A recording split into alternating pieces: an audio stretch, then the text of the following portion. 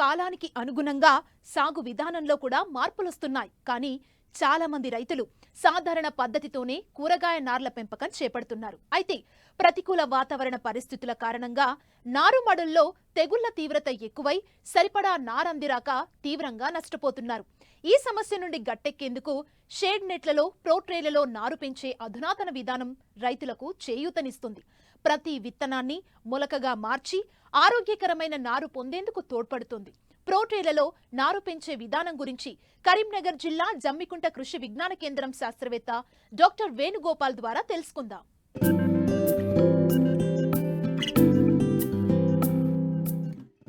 పంటల దిగుబడి ఆరోగ్యవంతమైన నారుమడి పెంచడంపైనే ఆధారపడి ఉంటుంది. అధిక దిగుబడులు పొందడానికి నారుమడి దశలోనే రైతాంగం శ్రద్ధ వహించాలి. ఇప్పుడు 100% మంది రైతులు హైబ్రిడ్ విత్తనాలనే ఎక్కువగా వాడుతున్నారు.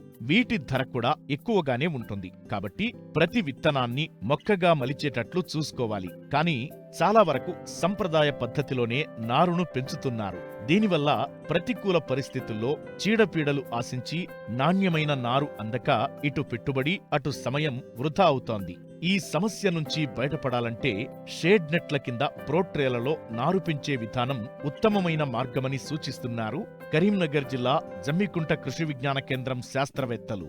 ప్రస్తుతం షేడ్ నెట్ల ఏర్పాటుకు ప్రభుత్వాలు 50 నుంచి 75% రాయితీ అందిస్తుండటంతో రైతులకు పెట్టుబడి భారం తగ్గి నార్లు పెంచిన తరువాత అధిక వ్యాపార విలువలు ఉన్న ఇతర పంటలను కూడా సాగు చేసుకోవచ్చు.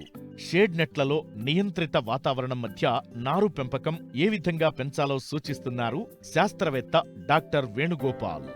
విత్తనం కొనే దగ్గర నుంచి రైతు నష్టపోవడం గమనిస్తూ ఉంటాము. ఉదాహరణకి మామూలుగా సాగన పద్ధతిలో ఎత్తైన మళ్ళు చేసుకుని రైతు నారు పెంచుకున్నప్పుడు మనకు 40 గ్రాములు సరిపోవాల్సిన విత్తనం వచ్చేసి అది 100 గ్రాములు పడుతూ ఉంటుంది. అంటే మనకు విత్తన దశలోనే అక్కడనే రైతు నష్టపోవడం అనేది మొదలవుతూ ఉంటుంది. అంటే దాని భిన్నంగా మనము ఇప్పుడు ఉన్నటువంటి టెక్నాలజీ ద్వారా మనము ప్రోట్రేలో నారు పెంపకం అనేది గత 4 సంవత్సరాల నుంచి పాపులర్గా అయినప్పటికీ రైతులందరూ కూడా దాన్ని అడాప్ట్ చేసుకునే పద్ధతులు లేరు.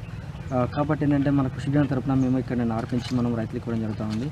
మేము ప్రోటైల్ వచ్చేసి మేము 9 గుంతల ప్రోటైల్ ఎంచుకుంటున్నాము. ఈ 9 గుంతల ప్రోటైల్లో మేము రైతుల కోసం మిరపనారు కానీ, టమాటా కానీ, క్యాబేజ్ కానీ, కాలీఫ్లవర్ కానీ, బంతి కానీ ఇవన్నీ రకాలుగా మేము ఇక్కడ నారు పెంచడం జరుగుతూ ఉంటుంది. అయితే ఈ యొక్క నారు పెంచుకునే విధానంలో రైతు కూడా తమ పొలంలో చేసుకోవాలంటే ఏం చేయాలంటే ముఖ్యంగా ముందుగా తనకుంటే ల్యాండ్ని ఒక లెవెల్గా ఒక చదునుగా చేసుకున్న తర్వాత దానిపైన కంకర కానీ లేదంటే చిన్న గులకరాలతో చేసినట్టు ఒక బెడ్లు తయారు చేసుకోవాలి. 1 మీటర్ వెడల్పు ఉండి ఒక 4-5 మీటర్ల పొడవునా సరే ఆ బెడ్లు తయారు చేసుకుని వాటిపైన ట్రైలు మనకి ఎకరానికి అయితే 150 నుంచి 200 ట్రైలు అవసరం అవుతాయి. పంటను బట్టి మనం మార్చుకోవచ్చును. ఈ యొక్క ట్రైలు కూడా మన మార్కెట్లో వివిధ రకాలుగా మందాలతో లభ్యమవుతూ ఉంటాయి. ఒకటి వచ్చేసి మనకు 0.4 mm ఉండొచ్చు, 0.6 mm ఉండొచ్చు, 0.8 mm కూడా ఉండవచ్చు మన మార్కెట్లో. అయితే ఎక్కువ మందం ఉన్న ట్రైన్ తీసుకున్నట్లయితే మనకి ఏంటంటే ఎక్కువ కాలం మనకు ఉపయోగపడుతూ ఉంటుంది.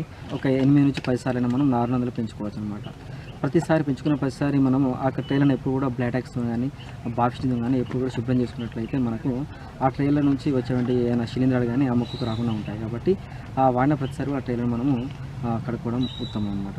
దీంట్లో మనం వాడే ముఖ్య మాధ్యమం ఏంటంటే కోకోపీట్ను మన వర్మి కంపోస్ట్ కలిపి వాడుతూ ఉంటాము. ఈ యొక్క ట్రైలర్లో మొత్తం కూడా మనము కోకోపీట్ వర్మి కంపోస్ట్ని 1:2 రేషియోలో కోకోపీట్ ఒక పాలు అయితే 2 పాలు మన వర్మి కంపోస్ట్ని ఉపయోగించుకొని ఆ మిక్చర్ని మొత్తం కూడా మనం కలిపి ట్రైలర్ నింపిన తర్వాత ఒక్కొక్క విత్తనం డెప్త్లో వేస్తూ ఉంటాం అన్నమాట. తర్వాత వేసిన తర్వాత మొత్తం కూడా మళ్ళీ కోకోపీట్ మళ్ళీ మిక్చర్తో మళ్ళీ మొత్తం నింపిన తర్వాత మనం ఒక 3 రోజులు కూడా ఆ విధంగా ట్రైల్ ఒకదానిపైన ఒకటి ఉంచుకోవడం మనం ఉంచుకోవచ్చు.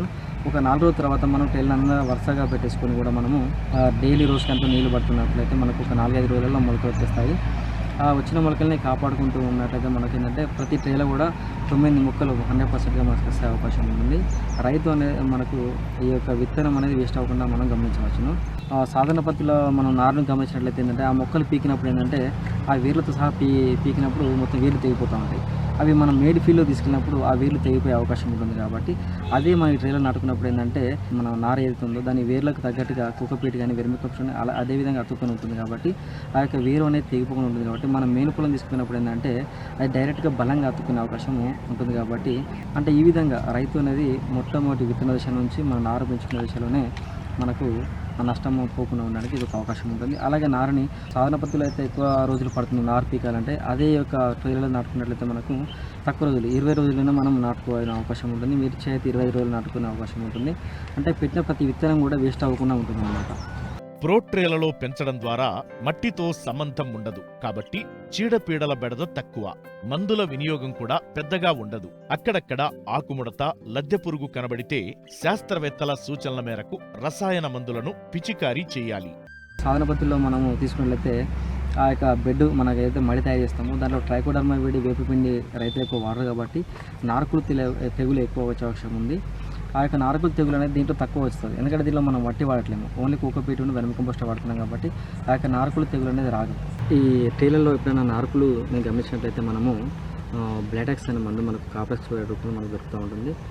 ఈ యొక్క కాప్లెక్స్ క్లోరైడ్ వచ్చేసి లీటర్ నీటికి 3 గ్రాములు కలుపుకొని మనము ఆ ట్రే మొత్తం తడిచే విధంగా పిచికాల్సినట్లయితే ఈ యొక్క నారుకులు తెగులు అనేది ఎక్కువగా వ్యాపించకుండా ఉంటుంది. అలాగే మన యొక్క మొక్కల గ్రోత్కి ఎక్కువగా మనము 319 కానీ 320 కానీ మార్కెట్లో అందుబాటులో ఉన్నాయి మనకి ఎన్పికే రూపంలో.